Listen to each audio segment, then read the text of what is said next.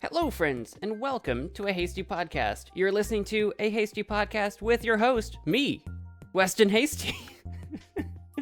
Microsoft Bing now using OpenAI's DALL-E AI. I watch the Streamer Awards. Spotify supports video. YouTube supports podcasts. I played the wizard game, Hogwarts Legacy. All that and maybe more on today's episode of A Hasty Podcast.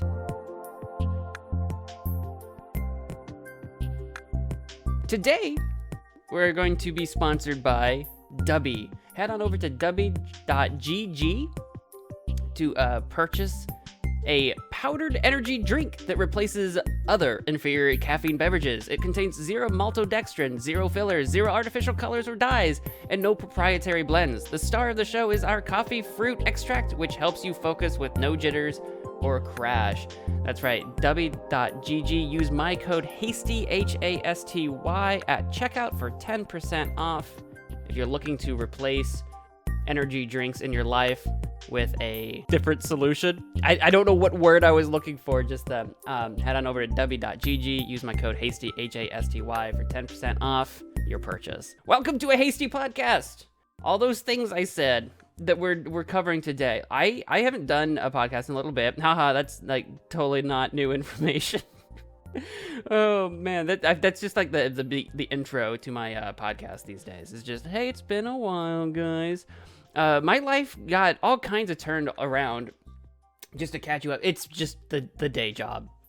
The day job has me working days and nights, and I don't know which way is up, down, left, or right anymore. So, yeah, sorry about that. I got way behind on everything that I want to do in my life, and one of those is, of course, a Hasty Podcast, because of course it is. But we're still here, and we're still kicking, and if you are listening to this and you haven't been listening to Profoundish, we are still being very consistent over at Profoundish, my other podcast that I do co-hosted with Alex Duquette. You can find us on YouTube, Spotify, Apple, all of those things. Look for Profoundish, Profoundish, Profoundish. It's a great podcast. It's better than this one, but that it's a little bit more structured and consistent. Weekly, comes out on Sundays every single week. The video that comes out on YouTube sometimes is late, but it's always 6 a.m. Sunday mornings to listen to Profoundish on Spotify or Apple. I say that because I had a huge hiccup because, again, the day job. I'm in charge of the YouTube side of things with Profoundish, and I botched the video, and when it was supposed to come out Sunday morning, I realized it was botched, pulled it, canceled it, deleted it, I had to re-edit the thing, which there wasn't a lot of editing to do, but the editing I needed to do takes a ton of time. Specifically what we use to do the waveform, the fun little, like, when you talk, you can see the lines move up and down or whatever. I had to redo that, and the software I use for that takes far too long to actually render that, and then to re-render the video took so long, and then I had to go to work before I was done, so it got uploaded like on Monday instead, unfortunately, this last episode that came out.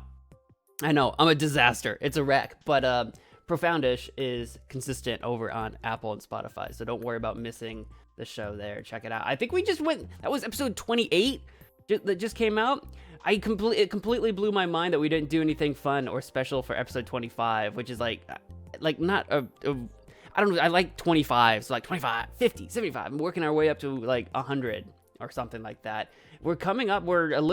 What I'm trying to say is we're a little bit more than halfway there to a year of doing Profoundish. A little bit more than halfway. That's what I'm trying to say. Episode 50 will be a fun one, because that will be technically a little short from a year, but 50 is a nice round number. And also, episode 50 will actually be our 51st episode, because we have an episode 0. So actually, we'll not be that much short from a year when that comes out. But that's a little bit of a digression for today's episode of A Hasty Podcast, which I'm okay with. I'm okay with digressing. If you are watching this currently on YouTube or possibly Spotify video, that's one of the topics I mentioned earlier. I'm going to skip to that one just a little bit because it's I want to address the state of my room. If you're watching this, I don't have the green screen up today. I just sat down and started recording, basically. I had a list of things to possibly cover, and I was like, you know what? If I don't do this now, I don't know when I'm going to find the time to do this, because right after this, I basically have to get ready to leave for my day job again for work. And anyway, you can see my room a little bit. It's a little bit of a mess. Speaking of Profoundish, we actually talked about my disaster table in an earlier episode, how my room is a complete disaster. There's no time in my day to organize this place. Anyway, I don't understand. I don't understand how I don't have time. I don't know where it goes. I think I have time blindness.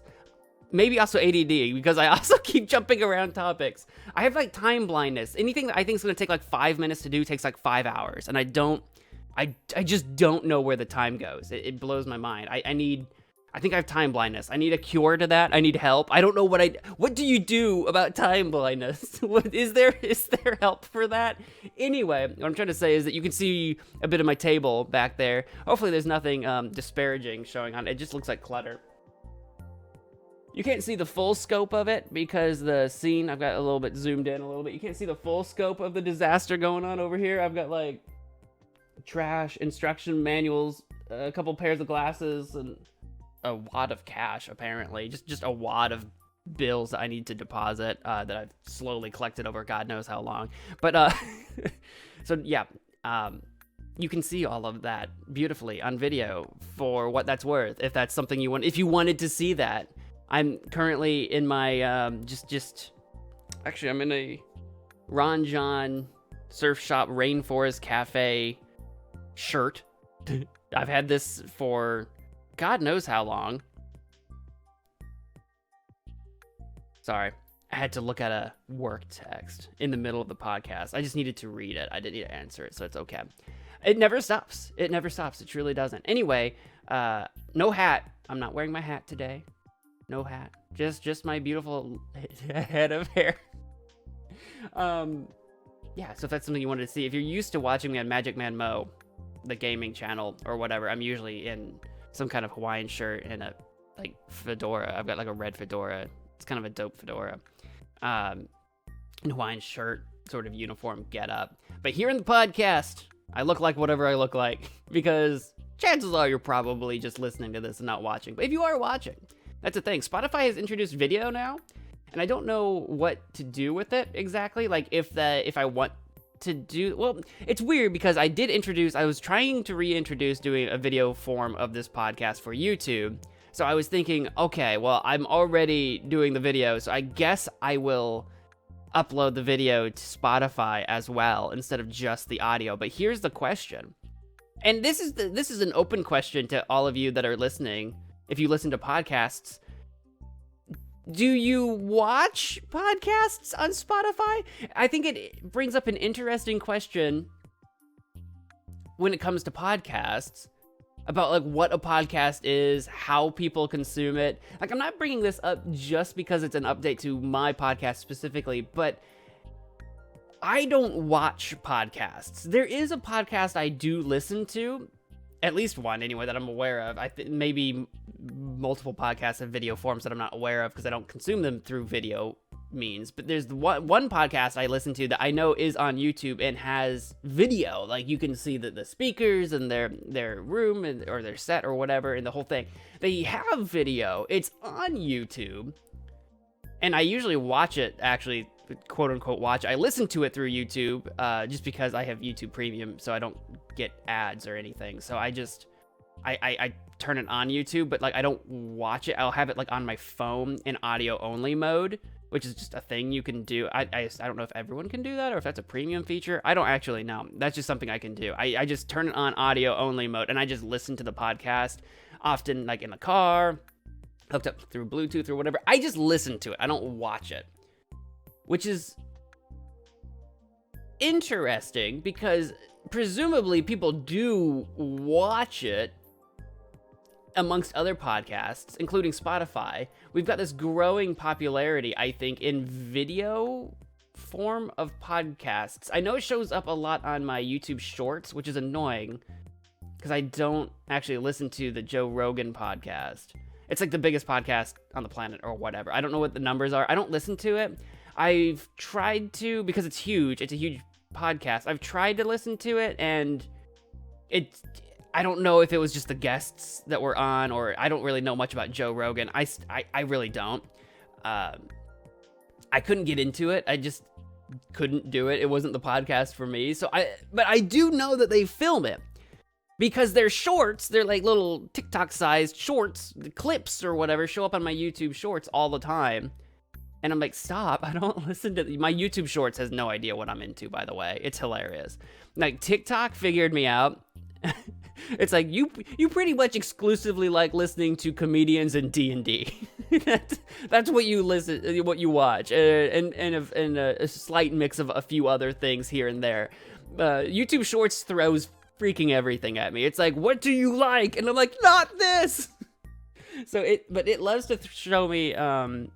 Joe Rogan clips all the time, and every now and again I get sucked into watching a couple, which is probably why they keep throwing them at me, because every now and again it opens with an interesting guest saying something interesting. I'm like, oh, okay, and then it's like, oh, it's Joe Rogan. Okay, whatever. But anyway, the point that I brought that up for is that clearly they have a video component to their podcast. My question is, do people actually watch video podcasts in their entirety to watch them? Or is it something where a lot of podcasts have video components so that they can send them off to YouTube Shorts, TikToks, social medias like Twitter and Instagram, etc.? That's my question. Do people actually watch podcasts, or do people just watch podcast clips? And podcasts like to use those clips to get people to watch their podcast. That's what I'm trying to figure out. I mean, I post a video form of my podcast from time to time to YouTube, but I don't actually assume anyone's watching it. That's why I'm like, I don't have the green screen up today. You just get to see my messy table.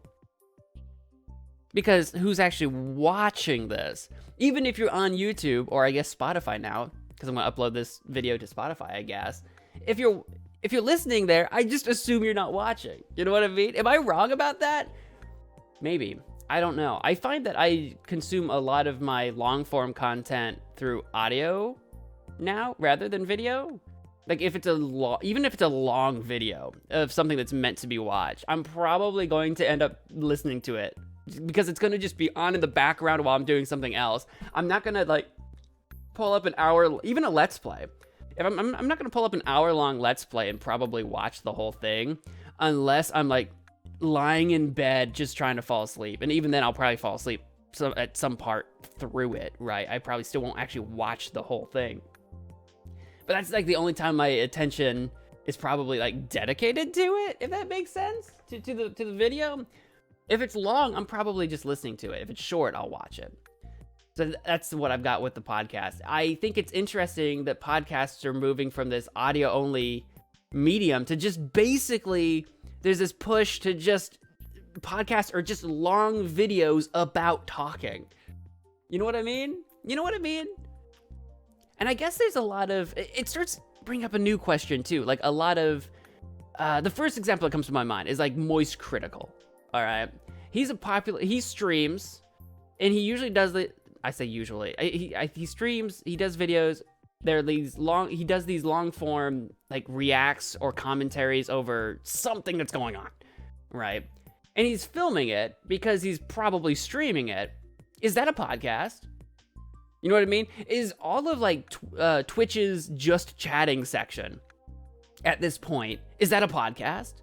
I'm at this, like, existential crisis of what is a podcast, because if you can argue that a just chatting on, like, a Twitch stream where it's just the streamer chatting, if that's a podcast, does that make Twitch arguably a potential podcast platform?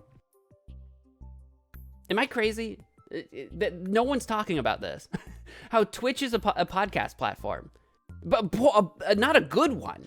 If you're trying to look for, like, podcasts, like, themed or styled or focused shows, you just go to the just chatting section and hope for the best. And I actually don't know off the top of my head if you can just listen to Twitch, like, if you've got Twitch open on your phone, if you, like, turn the screen off, if Twitch will keep playing or not. Off the top of my head, I'm not sure it will. But if they ever introduce that, if they don't do that and they introduce that, is Twitch a podcast platform? Sure, the content's live. It's like a live podcast. But that's not much different than listening to like a radio show, right?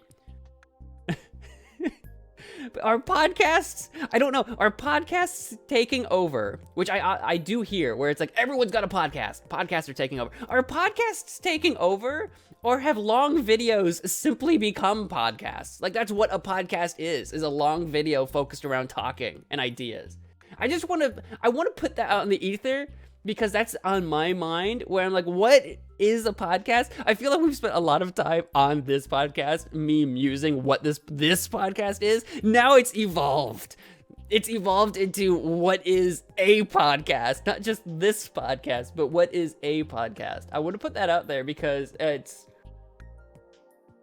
it's just really interesting to me. Podcasts. YouTube has a new feature, and I've yet to see it come to... I'm a little unclear about how this is going to work. And apparently this has been rolled out for a little bit of time now to some people in testing. And I haven't... I didn't know about it. I wasn't up on that yet. Sometimes I get access to stuff super early, randomly, and then sometimes I don't. So I'm not exactly sure where it's supposed to be starting to show up. But something to keep in mind, possibly, in the coming future, is that YouTube is rolling out for creators a new podcast feature where on the back end in the creator studio, we can upload a podcast or like turn a show into a podcast or something like that. And it basically works like putting our podcast episodes into a playlist. I've actually already done it with a Hasty Podcast because I had access to it here recently. And Profoundish didn't have access to it. It looks like I just got access to it on Profoundish a day or two ago. So it's not set just yet. But I'm not sure where this is going to start showing up. Here it is.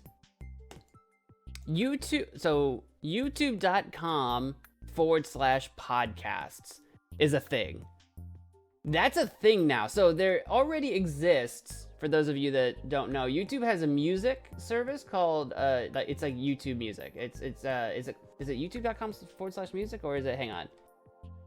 No, so YouTube has a music service and an app, but on if you want to listen to it on the web, it's music.youtube.com. I use it quite a bit, actually. So that's kind of like a separate application from the podcasts. Now YouTube's introducing podcasts at youtube.com/podcasts. I don't know how long this has been a thing. I didn't know it was a thing. I really didn't. And it's a place where, kind of like how I was talking about how Twitch doesn't have like a podcast focused section. It's got a just chatting. And I do think it has a podcast tag, actually, now in hindsight. But that's a tag as opposed to like a page. I could be a little wrong here about the Twitch stuff, but talking about YouTube,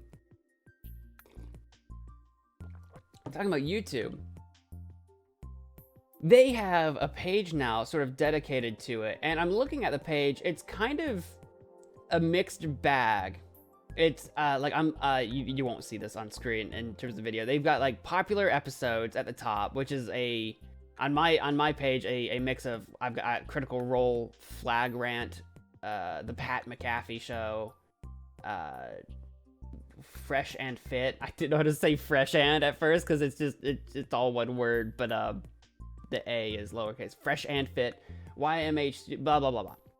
Then they got popular podcast playlists, a recommended section, and then probably based on, actually I don't know what, because I'm actually logged in as Profoundish right now, so it's got very little data on me. It's got a Dungeons and Dragons section, a comedy section, a Bitcoin section, gross, extraterrestrial life section, ghost stories. So they have a section here for podcasts, and creators can actually upload podcast episodes into a podcast playlist to be featured on this page, youtube.com/podcasts. I wonder if I look up a Hasty Podcast. Can I look up things specifically on this page, or does that just do a YouTube search? That's just a YouTube search. So interestingly, YouTube is making a jump a move towards somehow doing a podcast related bid. I don't know if they're trying to rival Spotify, because Spotify is doing video now, so YouTube's like, we're doing podcasts now. I'm not entirely sure what the thinking is behind that, only that it's a thing that exists now. Look forward to that. Like I said, this podcast should be showing up there, maybe, question mark, because I've set it up that way. Profoundish will be soon.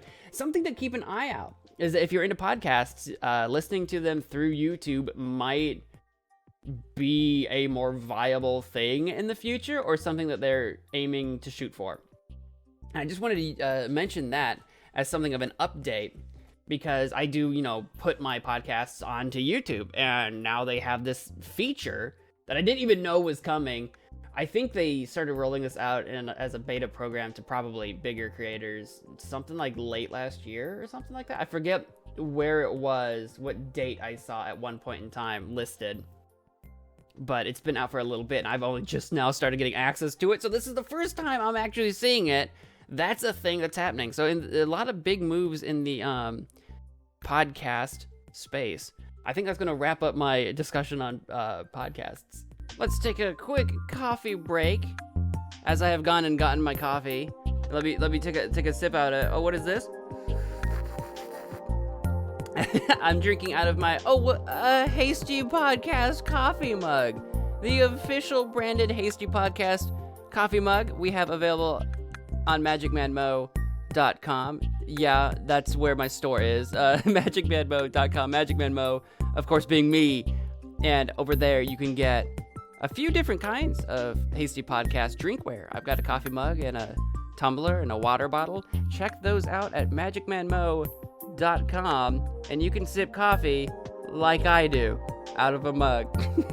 All right, let's get back to the show. This is your news update of the section of the show where I'm actually being current and up to date with some news. Just a little bit. This came across my phone. It likes to send me little news updates every now and again. I don't even remember what app sends me these. Most of them I swipe away and I don't care about. But this one caught my attention. This seems like potentially big news, and might bring up some really interesting questions about AI image generation. Microsoft Bing now uses OpenAI's DALL-E AI to turn text into images. I'm reading this specifically off of CNBC, but I'm sure this will be news elsewhere as well. The key points listed are: Microsoft is rolling out a generative image creation feature to Bing and Microsoft Edge. The new tool will use OpenAI's DALL-E to create text-prompted images. This marks the latest addition to a wider generative artificial intelligence push from Microsoft and other tech companies. I actually am familiar with DALL-E. I don't know if that's how you say it. DALL-E, DALL-E. They've rolled out DALL-E 2, technically, but I don't know. I assume Microsoft is going to be using DALL-E 2 technology, or maybe their own Microsoft Bing version, like being an Edge version of DALL-E. I don't know how it will differ from specifically going to like OpenAI's website and using DALL-E. But the interesting thing here is that they are trying to roll it out into Bing and Edge. Microsoft Edge is, of course, the browser that replaced Microsoft Explorer, Windows Explorer. What was it called? Explorer. That replaced Explorer. It's called Edge now. And Bing, of course, being Microsoft's actual search engine. So if you're like a Google user, your web browser is Chrome and your search engine is Google. For Microsoft, it's Edge and it's Bing. And Bing has been trying to do lots of interesting things over the years to try to get people to use Bing and create a different experience than what you're used to over at Chrome. I remember at one point in time, I don't know if they still do. I'll pull up Bing right now. I don't remember what Bing even looks like off the top of my head. I was trying to get into Bing at one point in time because they were trying to do interesting stuff, and I was just kind of curious.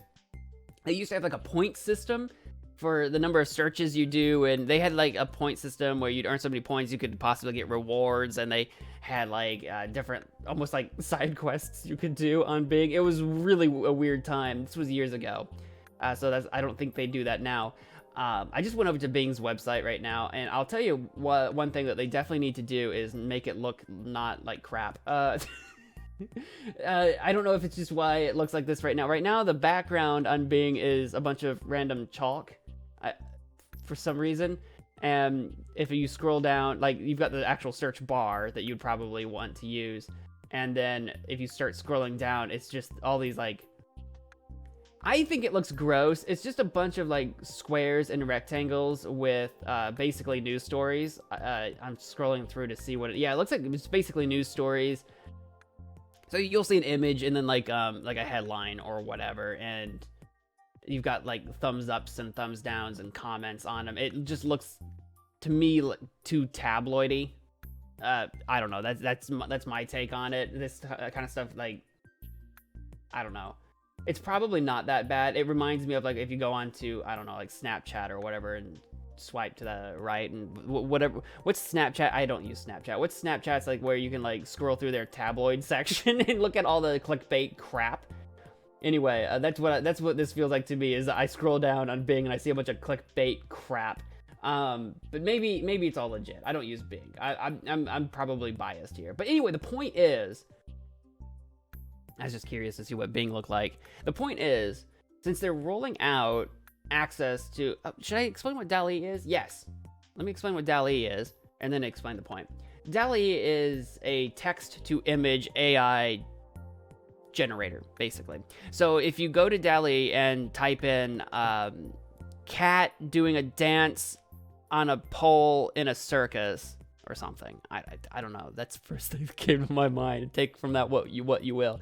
If you type that out, DALL-E will generate 4 images trying to create what you typed. Sometimes it's better than others. If you try to create people, again, it's AI creating images. So if you try to create people, sometimes the hands are terrifying. I don't know. You get some interesting stuff. You can also tell it to do like stylistic choices. You can say, I want to do an oil painting of that. I want a realistic scene of that. I want a 3D generated scene. It's very robust, I think, and I've used it quite a bit for my own, like, random stuff that, like, I'm either looking for inspiration from it, so, like, here, I've got this idea in my head, I'm going to type it out, see what it comes up with, and that gives me inspiration for stuff. I've used it for, like, thumbnails and stuff for, like, YouTube, things where, like, I need an image that I can't readily find through something like a stock image site, something like that, because what I'm looking for is kind of niche.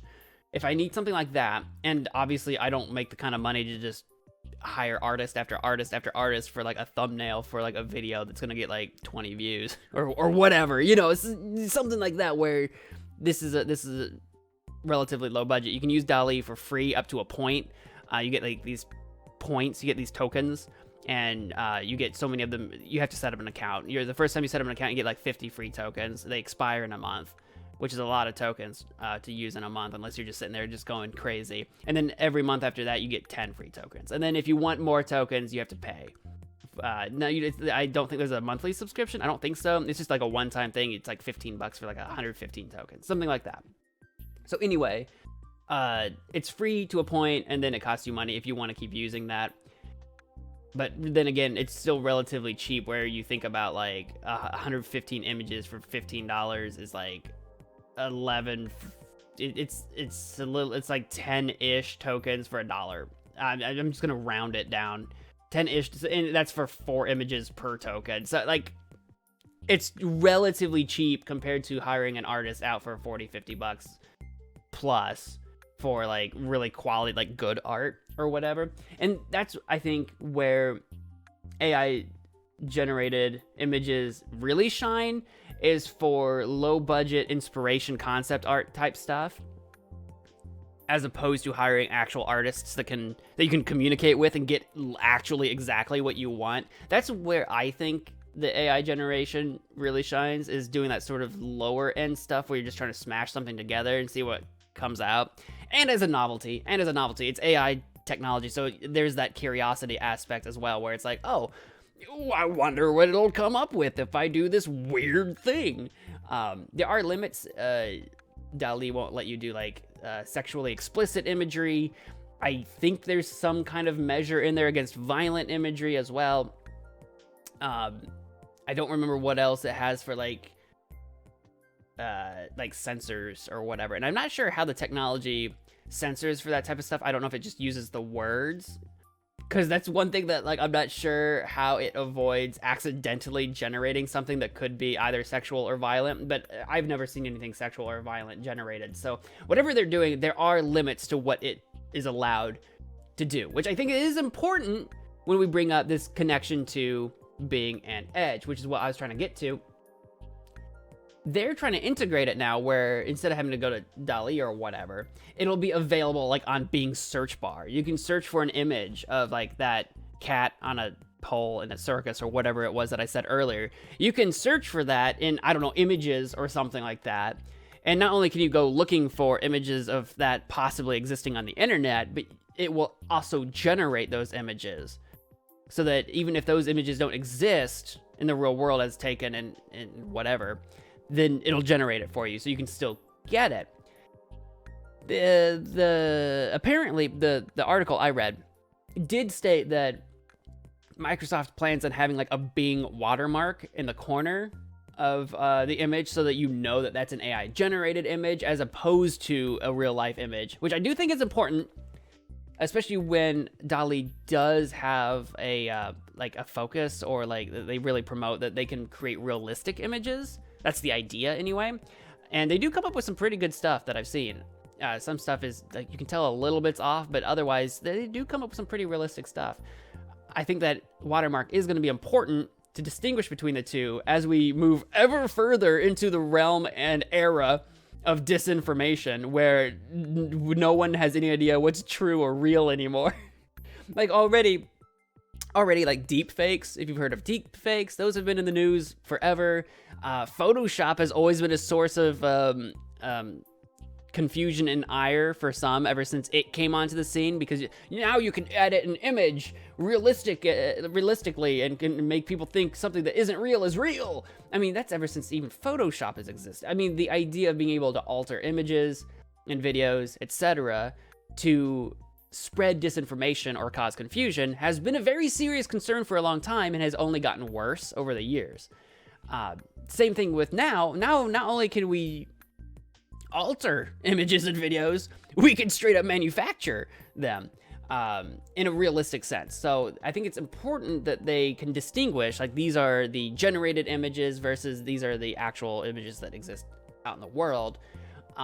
Although does beg the question a little bit that, like, well, if I'm an artist and I create a realistic rendering of an image of whatever, that cat on a pole type thing, and posted it on my website and it shows up in a Bing search, well, it's not a real cat on a pole in a real circus, but I mean, I did create it, and that's not going to be watermarked. But I do think it is important that as AI generated technology does become better, and if it's going to be on a search bar, I guess more available and prevalent, because that brings me back to how you can buy tokens from DALL-E to generate these images.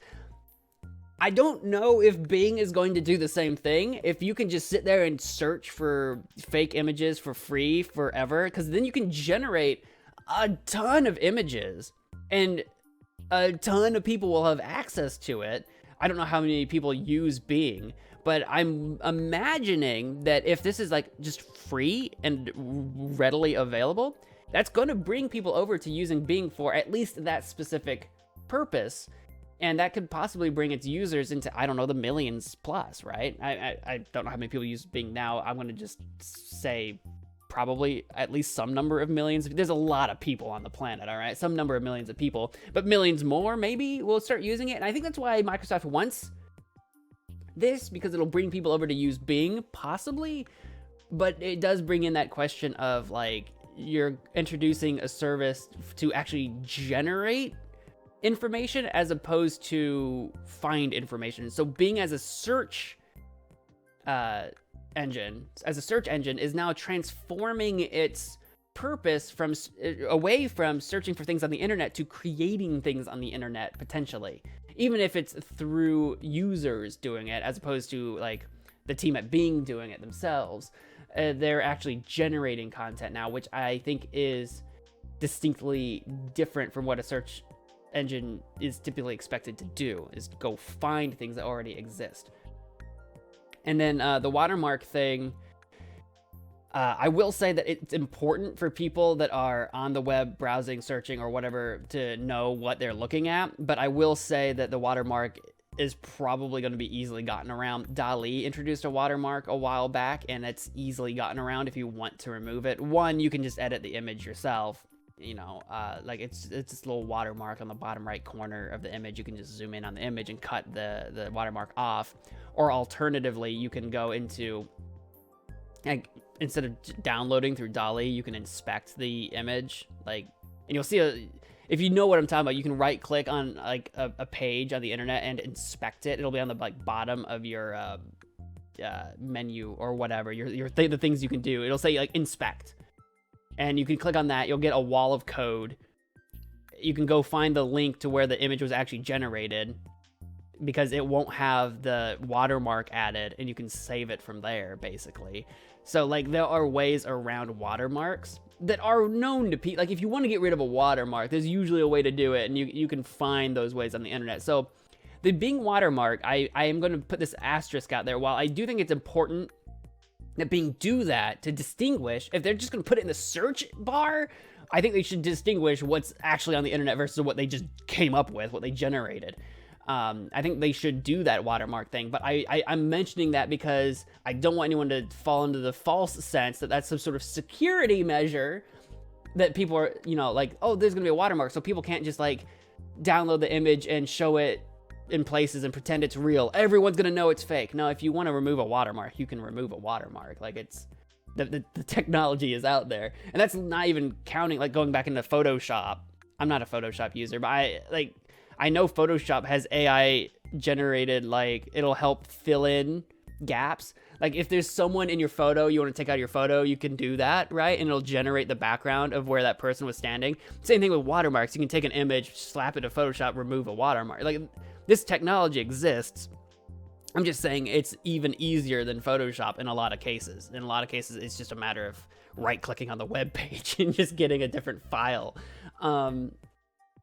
So it's not a security measure by any stretch of the imagination. It is not a security measure that will protect us from accidentally thinking the fake images are real. No, it's not.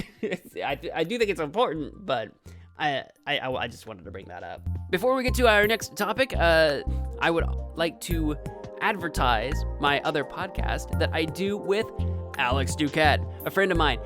He makes music on the internet. At Alex Duquette on his YouTube channel. But that's not what I'm advertising. We have a podcast together called Profoundish. It's available on YouTube, Spotify, and Apple. It's called Profoundish, all one word. We talk about a plethora of topics. Each of us alternate hosts every week. We talk about this, that, and the other, and then we have a game segment at the end. It's a lot of fun. Probably even more fun than this podcast. So you should definitely give it a listen if you like this podcast or you don't like this podcast. You should go listen to Profoundish anyway. Check it out. Again, that's Profoundish, Profoundish, Profoundish on YouTube, Apple, and Spotify. Give us a listen. Thank you. All right, we're running quickly low on time after all of that. I'll bring up the next bit of news that is old news by the time this is coming out. I wanted it to be newer news, but I don't have a lot to say about it. The Streamer Awards happened. The Twitch Streamer Awards happened, and I watched at least a good part of it. I didn't even realize they were on. I'm not a big Twitch user myself. I'm not on Twitch. I mean, I'm on Twitch. You can go follow me if you want. Magic Man Mo over on Twitch. I haven't streamed there in a long time. I keep playing around with the idea of trying to figure out a Twitch show or something I can do on Twitch. The problem is I don't freaking have time ever anymore. It hasn't happened. But I do have a Twitch. Go follow me, Magic Man Mo. Anyway. I'm rarely over there. I don't really watch streamers. Even on YouTube, I don't watch streamers in general, period, at all. I don't find a lot of entertainment from streamers. The average stream watcher is going to be watching a stream for hours, and I don't have the time. I could put it on in the background, but a lot of streamers just aren't interesting in the background. A lot of them just are not interesting on in the background. A lot of them don't talk the entire time because they're like quiet or focused on a game or whatever, or they're just I don't know, maybe they're interacting with chat, so if you're not watching the chat, you're not like really keeping up, or I don't know. Some do an all right job, but I don't know. Streams, I just don't watch streams. I just don't watch streams. I watch a lot of video. I listen to a lot of podcasts. That's kind of my area, but for some reason, actually maybe that's the problem. I need to listen to more podcasts on Twitch. Maybe that's what it is. If it's going to be a podcast platform, I don't know.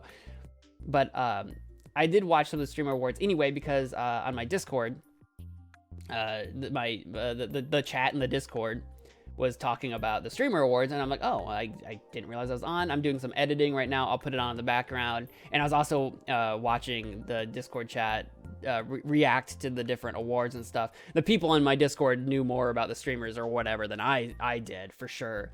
Although there were a few people at the awards ceremony that I did recognize, mostly because I've probably seen them around on YouTube. But I didn't recognize like the vast majority of them. I will say that I felt terrible for the opening act. That poor guy. I don't remember who it was now. I want to say it was, I don't remember. It's been too long now. I don't remember. The opening act, that guy was dying on stage. He was having some kind of technical issues, and he was doing some kind of DJ entertainment. He was like doing some DJ stuff, but his equipment was like not doing what it was supposed to, and he kept having to like improv it, and he was making it so painfully obvious. Like at some point he started to like freestyle rap on stage about how his stuff isn't working and he doesn't know what to do. And they straight up, the people behind the show, I know the faces were QT Cinderella and was it Valkyrie? Or was it those two? I don't watch either. I don't know anything about them. But they were the faces behind it. I don't know who else is behind it. I don't know if they have tech people. I don't know what was going on. No one ever came to stage to save this poor man's life. Like, he was just floundering up there. It was so bad. It was so bad. And I'm like, this poor man is crying out for help, basically, and no one is coming to his rescue. No one's gonna aid him. He's just dead on. Eventually, his show came to an end or whatever, and he closed up, and oh, it was something. It was definitely something else. I felt so bad, but the show was, I don't want to bash it, because it wasn't, to my knowledge, I don't keep up with this stuff. I don't watch Twitch. I don't know what's going on with the streaming world. I think the show was put on by QT Cinderella. Like, this was not put on by Twitch, if I'm not mistaken. Like, I don't think Twitch actually had anything to do with it. So I don't want to bash it too hard, because it was just people trying to make an awards show happen. And it's just a bunch of, like, streamers, basically, not, like, professional TV people. Not that they were doing this for TV. I just mean the TV industry is a well-established one, where there's a lot of technology that goes into making sure stuff like that doesn't happen, or if there's ways around, like, fixing stuff like that, like live events, how to get around possible malfunctions and stuff like that. I think there's a lot of standardized, like, there's a plan in action to make sure that doesn't happen. The whole show, though, just felt so ramshackle. It just felt so scuffed. I guess it was the second one ever, though, to be fair, and I didn't watch the first one last year. So I don't know, maybe this was an improvement over last year, but the whole thing just felt like so scuffed, and like, I don't normally watch award shows anyway. I just felt like there was something about it that felt especially amateur, that I felt really bad for a lot of the people involved. And some of the people they had presenting the awards and stuff like that were like, it just felt like a lot of them didn't know why they were there. Like, the presenters, the streamers, it just felt like a big, like, what are we doing? What is this? I got invited, so I guess I'm here. And I just felt the whole thing felt so weird to me. And it just makes me wonder, like, do we need award shows at all anymore? Like, do you watch Twitch? Did you watch the awards show? Does anyone care about these? Like, who cares who the best, the number one stream of the year was or whatever? Or there's a few of them that I think were nice to point out. Like, there was one that was I think it was an event. Yeah, best charity event of the year or something like that. I understand spotlighting like stuff like that maybe got a little less radar attention maybe, or is worth the spotlight because it did a lot of good or whatever. Then there's just other stuff where it's like, this is I think there was there an art one? There was like number one art streamer of the year. The one number one, I don't even remember what all the awards were. There was one that was like hidden gem. The hidden gem one was hilarious to me because in order to win the hidden gem, all these awards you have to get voted for, right? If you make it to an award show and got enough votes to win, are you a hidden gem anymore? Yeah, no, you're not the biggest out there. There's got to probably be some kind of criteria where you can't have X so many followers, or otherwise you wouldn't be hidden, right? But like, I don't know. There's a hidden gem one. And like, if you make it to an award show, you're not a hidden gem. You're an up and comer, maybe like upcoming streamer, because of the 4 people that got nominated, you had to have the most views. I mean the most votes. If anything, the person that got the least votes of the 4 nominated is a better hidden gem than the one that got the most. Am I right? Because chances are people are voting for not who's the best, but the person that they probably know, the one that they've heard of. Probably. That's my guess. Streamer Awards was weird. I did watch it. I have very little to say about it. I hope that they can put together a better, more cohesive, less technical glitch show maybe next year or something. I don't know if I'll see that one or not, but it did happen. And I wanted to bring that up in the podcast because it's news. You guys watch Twitch streamers? You guys do that? I don't know. And finally, final topic for today. Won't be a super long one. We're wrapping up on time. I played the Wizard game for a bit. I don't know how many hours I've put into it. I keep calling it the Wizard game because that's what everyone on the internet, I feel like everyone on the internet is calling it the Wizard game. I'm trying to look up actually right now how many hours I've put into it. This is going to be a bit of a misnomer. It says I've put 16 hours into this game. Oh, good God. There have been long stretches where I had the game running and then I like wandered off to go eat food or whatever. So there have been long stretches where I actually wasn't playing. And roughly 2 to 3 hours, somewhere in 2 to 3 hours of that was actually me streaming the game. And then that's it. Like, I only streamed the game for 2 or 3 hours, and then I started over on a new character and played by myself. So there's 2 to 3 hours of there that's repeat content. So I really haven't put a ton of time into it.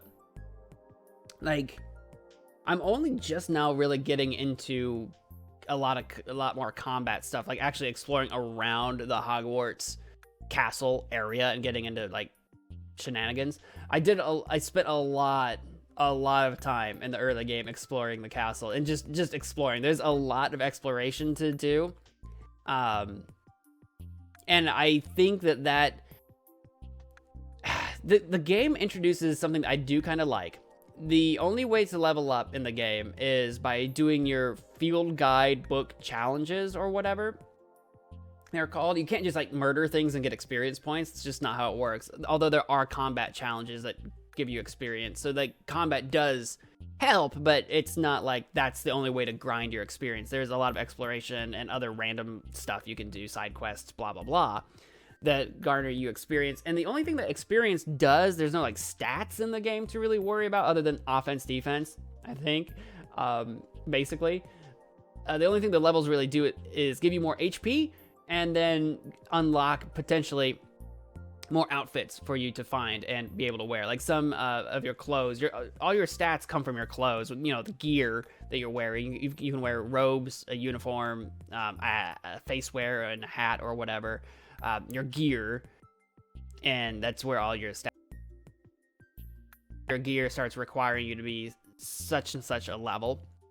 And so leveling up unlocks that gear. Although sometimes you can find lower level gear that is better than your higher level gear, because it kind of does the random gear stuff where like your gear is going to look like whatever it looks like. You're going to randomly get whatever it looks like. Then you're going to get randomly whatever its rarity should be, anywhere between common to like legendary or whatever. And then that will affect what stats it has. So I can find like a common level 15 witch hat or whatever that gives me, I don't know, 100 offense. But I could what was my example? I could find like a common level 15 witch hat that gives me 100 offense, or I could find like a legendary level 10 witch hat that gives me 120 offense. So like technically the lower level one is better. So sometimes the level doesn't matter too much, because there is a bit of randomness to it. But that's what the leveling is all about. But the thing that I was trying to get to is that, one, I've been playing the wizard game, and it has been a lot of fun. I know there's been a lot of controversy around it that has... I'm not going to really retread that ground. We don't have the time here in this episode to go over that. But there's been a lot of controversy over it, and people that don't want to support J.K. Rowling, and because she has had... I mean, she invented Harry Potter, so she's got some kind of finger in this pie, right? So people don't want to support her, so they didn't want to support the game. And there's this huge controversy where a lot of people were banning, canceling, or otherwise just harassing anyone that played this game. In particular, like streamers and Let's Players on like YouTube and Twitch. That if you were supporting the game, the idea was that you're supporting J.K. Rowling, and therefore you're bad. So there was that controversy that happened. I don't particularly subscribe to that idea. J.K. Rowling has made and makes more money on her books more than she ever will this game. I don't know the numbers, because, you know, I don't think the numbers on the game have been released, like financial numbers have been released, but I don't know what portion of that J.K. Rowling is going to actually see herself. But the darn books still sell very well to this day. The book she wrote in the 90s. I like the Harry Potter book. We have not seen this level of a crusade against the books like we saw a crusade against this game. And it's like, guys, she's making plenty of money in plenty of other ways. She doesn't need this game. And the studio, frankly, after playing the game for some time, the studio put a ton of effort and love clearly into this game, and to just outright want it to fail because rich J.K. Rowling said some things you don't agree with on Twitter, it doesn't add up to me. So I'm not a big, I just don't subscribe to that. I just don't. So I've been playing it, and if you're a big Harry Potter fan, I do recommend it for its exploration and world building and lore and stuff. The combat, I'm sure I've seen tons of the shorts and clips of people doing crazy stuff in combat. I think that has been a big draw for a lot of people. I've heard it compared to as like the Dark Souls of Harry Potter. I will say that there's a large component of the game that is not talked about, and that is exploration. And there's a ton of that in the early game where you go running around, flipping your wand, trying to reveal hidden secrets and earning experience that way. I'm like over leveled for where I'm at, because before I even continued like the main quest and learned like hardly any of my spells that I'm supposed to be learning in the early game, I just started running around Hogwarts and exploring everything that I could have access to before I learned what spells I needed. Like I hadn't even like barely learned. I hadn't even learned like Leviosa yet or whatever. I think I don't remember what's like the first spell you learn at Hogwarts. I hadn't even learned it yet, and I'm like running around. I've discovered like 70% of like Hogwarts or whatever. It is what it felt like, running around, seeing all the different things, reading all the different things, and getting involved in as much as I possibly can. There's a lot of exploration that can be done, and a lot of attention to detail. The world feels very alive.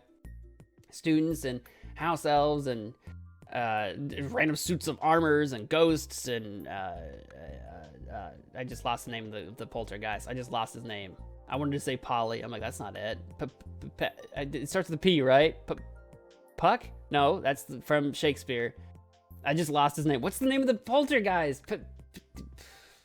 My brain shut down. Can't remember his name. Anyway, the poltergeist. He's around harassing people. It's a lot of fun. I've been enjoying it. I will say that probably runs better on PS5. If you have a super modern PC with like a great graphics card, like a 4090 or whatever, I'm still running a 2080 Ti on my computer, and maybe there's something else choking my CPU and GPU both up. I think it's my CPU actually that's struggling the most right now. I will say that the game has some serious performance issues on higher settings if you have a computer like mine that's only a few years old now. It's only a few years old, running a 2080. The highest settings are chugging. Frame rate drops are everywhere. The loading times are not great. I've lowered the settings on a lot of things. I've tried to finagle with it. If you're playing it on PC, definitely take the time to go through the settings and get it to be just right, because there's nothing more annoying than like going through the game, like exploring and everything's running fine, and then like one critter wants to fight you and all of a sudden the entire game turns into a slideshow. That's just not great. So I'm hoping that there's some kind of performance patching moving forward to help with lower end PCs. Mine's not a lower end PC, but my PC struggled with this game. At first I thought it was because the first time I played this, I was trying to stream it. And obviously if you're trying to run streaming software and a really intensive game at the same time, yeah, you can run into issues there. That's completely understandable. When I wasn't streaming it and I was playing it, I was still running into a lot of issues. And I found a good, happy middle ground with my current settings, but I will say that it is a little disappointing that I can't pull off some of the prettier stuff. It is a very pretty looking game, but it is also a very demanding game. So if you don't have a high-end PC, be prepared to go through your settings and try to find a happy middle ground, or play it on, is it on Xbox? Play it on the PS5 if you have a PS5. I assume it's not a PlayStation exclusive. I don't like really console game anymore. I think it's on the Xbox whatever that's out, right? The Xbox Series S, Xbox Series X or whatever. Play it on a current gen, the most current gen console, probably, because I recommend it with controller anyway. I played it with keyboard and I played it with controller. Controller seems to be the best option. Keyboard felt a little, not finicky, but a little like it was very easy to misclick what spells and stuff you were trying to accomplish. I highly recommend controller with this anyway. I think it's especially built for, honestly, console play. So that's how I would recommend it personally. And I'm out of time for this episode. Between all my interruptions and distractions and everything, I'm out of time for this episode. That's what I have. That's going to do it for today's episode of A Hasty Podcast. Thank you all so much for listening. If you enjoyed the show, please do all of the things wherever you might be. If that's a like or rating or subscribe or whatever it might be, do those things. Share it with your friends. Connect with me on Twitter at Weston Hasty. I have an Instagram as well at Weston Hasty, if that is more your vibe. I'm not there very much, but I am there all the same. Check out my website, westonhasty.com, for all of the things that I do. That is sort of a landing page where you can find me. Support the show on Patreon with patreon.com/Weston Hasty. Have access to Weston Wednesdays, my other mini podcast for Patreon supporters, and buy stuff at magicmenmo.com. Thank you all so much for listening once again. Until next time, take care of yourselves. Bye.